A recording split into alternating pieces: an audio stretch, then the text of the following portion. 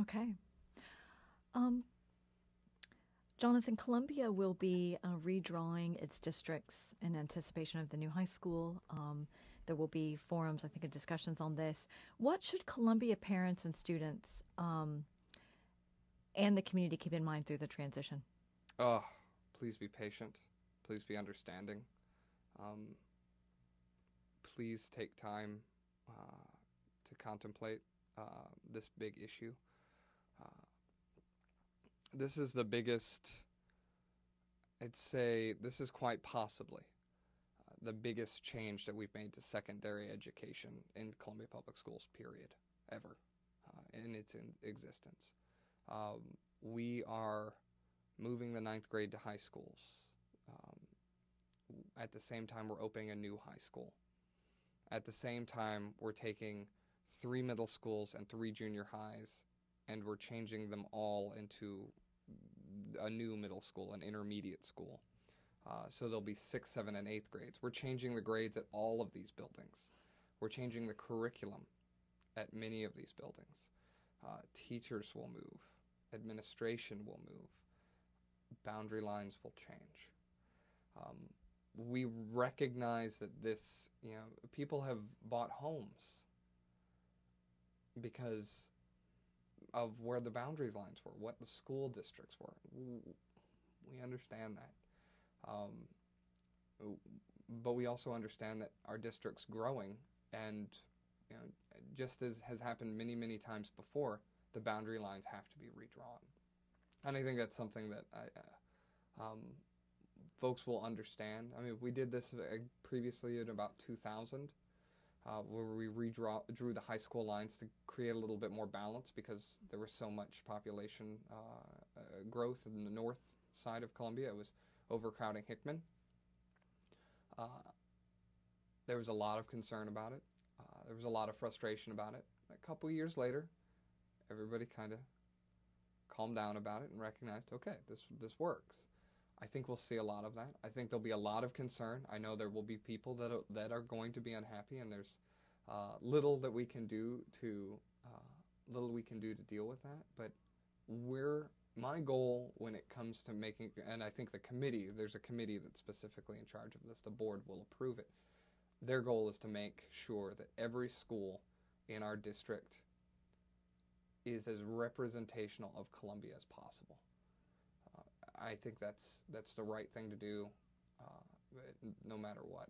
And I recognize that folks may suddenly have to drive a little farther to school. But again, it comes back to our conversation maybe before we were on air. I'm not sure, but we're in Columbia, Missouri, and it takes about 15 to 20 minutes to get anywhere. It's not like a 4-hour commute and larger, or several-hour commute as it might be in larger metropolitan areas.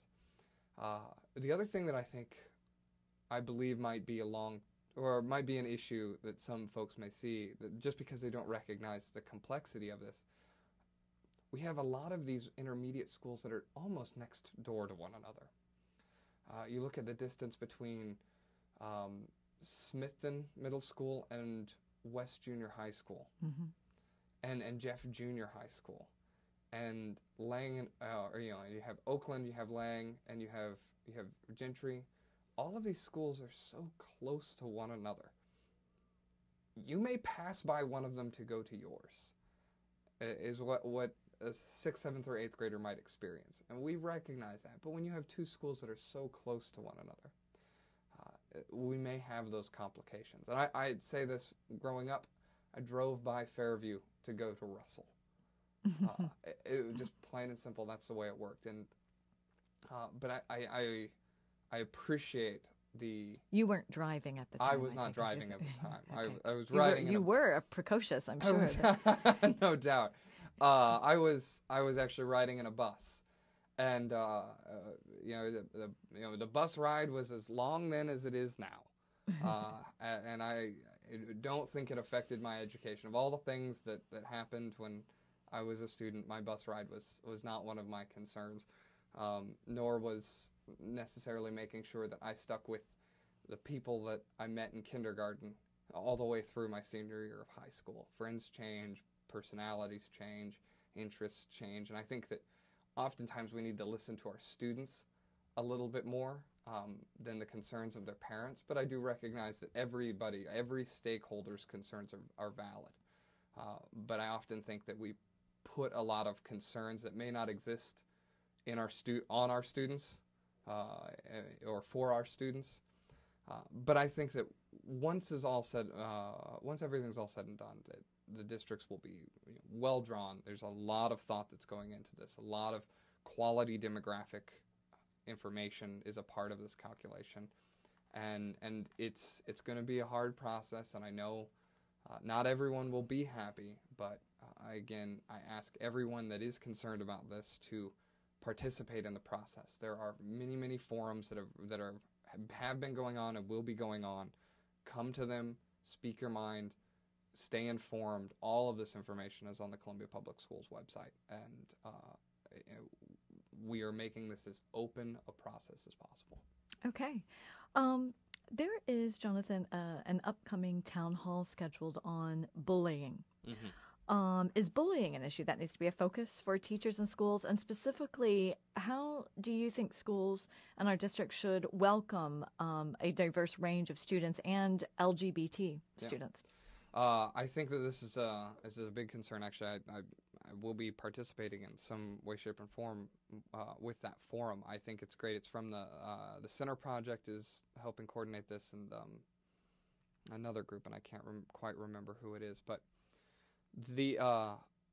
it's something that we need to have a serious discussion about. And I had a conversation with representatives from the Missouri Coalition Against Domestic and Sexual Violence, along with a lot of school counselors, as well as they had brought an individual from, I want to say, Indiana, to talk about a new program that she's had a lot of success with, an intervention program for students, a new way to approach non-bullying of all sorts. And I think it's a conversation that we're recognizing we're needing to have a little bit, we're needing to address, or it's conversations that we're realizing we're needing to have because this is an issue that we're needing to address. I also think that we have the PBS system, which is positive behavior support.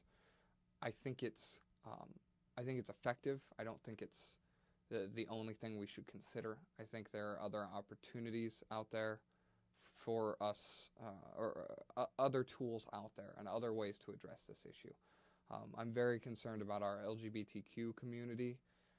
I know that a lot of this is, and I would say, and having some conversations with folks at RAIN and the Center Project, that it's not always necessarily across the board, and not just for LGBTQ, but for any bullying. It's not always anger or fear at that individual that's getting bullied, but obviously an insecurity in the individual that's doing the bullying, and looking to redirect focus from them onto that individual. I think that's a big concern, and I think we need to address it. We need to figure out how to help, and the big goal of this, and I know I'm kind of talking kind of off of the point here, but that's fine. One of the issues that we need to, or one of the ways that we can solve this, is to get the students that may not, and this came from our conversation with the coalition, get the students that may not speak up to find ways that it can intervene. Anything from briefly distracting the individual that's doing the bullying for however, so that individual that's getting bullied, or that group of people that's getting bullied, can move away. And that's maybe just on the simplest terms, but ways that we can intervene and get other students to intervene in a way that doesn't put them out there. That's always the big concern. Is I'm as a bystander in these situations, watching the scene go on. How can I get involved without suddenly turning the focus on me? And students are so concerned about turning the focus on them. I recognize that. It's something we all faced, I think. And I think we'd all be willing to admit that we faced, is that fear of being the attention, the focus of everyone's attention in these situations.